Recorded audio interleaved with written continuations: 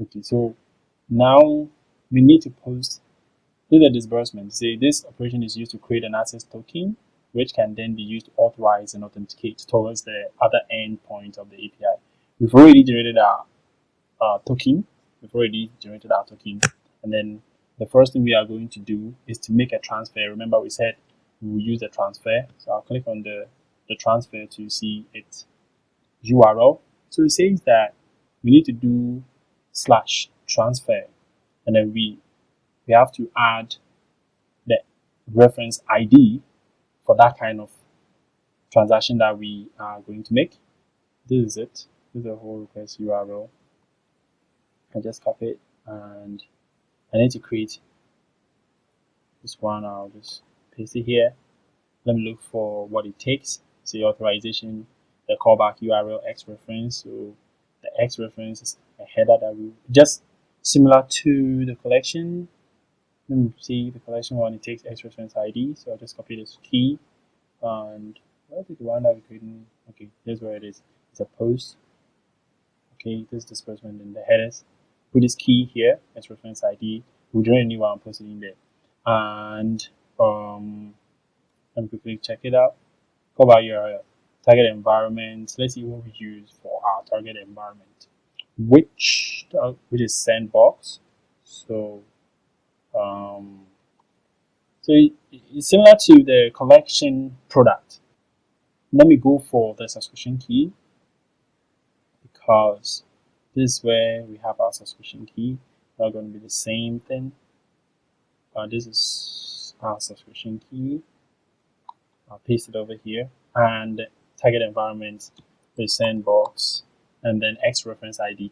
This has to be a new one that we are using for this transaction. So I'll send a new one, and then I get a new usual ID. And then when I come back to this, I'll just paste it over here. And what does it take again? Content type, which is optional, but I'm going to add content type. So I use application, JSON, and let me go back to it. Then the body says we need this schema, the amount, the currency, the external ID, the payee, the payer message, and then the payer note. So let me quickly copy this and then go to the body, and we are supposed to get 202 response.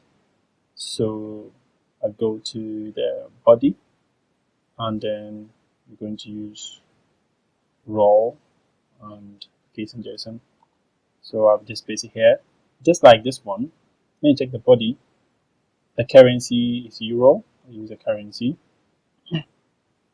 euro, and the amount. Let's say I'm going to disburse 100 Ghana cedis, or 1,000 Ghana cedis. External ID. So here too they have external ID. So it means I can just type anything that I want because that is going to be part of the transaction, more like a reference. And the payer.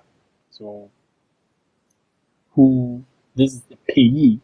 Okay, so the payee, we need to enter the number. So this one, MSISDN, enter the number, and then the PS message, June salary, and then note, anything that we want to, anything. So that's just a message, and this is what we're going to pay. This should be double. But okay, fine. Let's see what happens with this. So if we have everything set, we're supposed to get 202 accepted. Okay, so now let's send this request. Access denied due to invalid subscription key. Oh, okay. Let me go and check the subscription key again. I'm sure when I was just copying it, I couldn't copy the right one. So sometimes I told you, sometimes it happens. Okay, I'll just paste. So now I'll post 202 accepted. 202 accepted. That means that this transfer that we just made went through successfully. Now the next thing for us to check is, I can now close this one, which is not part of it. I can also close, okay, I'll leave this one behind, so it's not anything. And the next thing is to check if the transfer went through. Okay, it went through because we got the 202 was accepted. Now we can get that with the reference ID. So that this operation is used to get the status of a transfer using that X reference ID that was passed in the post. It's used as reference to the request. So all we need to do is to let's quickly add this one and copy this one. This one is going to be a get and then slash. So we should need to use the reference. So this is the whole. So we need to we use this X reference for the transaction. You can copy it and paste. Okay, let me check if I pasted right in D8. So D8, yeah, that's the right in. And then what does it require? X target environment subscription key. So we need to use the subscription key.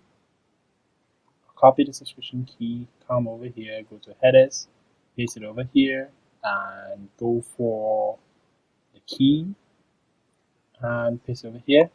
So let me just save this getting status of transfer. So we'll just do this. Say transfer status, then paste the description over here and save it in the disbursement API.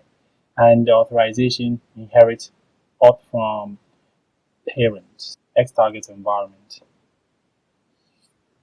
Need to use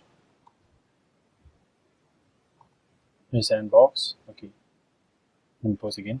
So this was the transaction that we made. Remember, we paid 1,000 because it was in euro, and then transaction ID was this external ID. This is our financial transactional ID. This one I think they generated it, and then this is the external ID that we provided, and then the payee, the one who received the money, is this number, and the one that paid, the message that the person said, so June salary, and then the payee note, anything that we want to type here, and then the status was successful.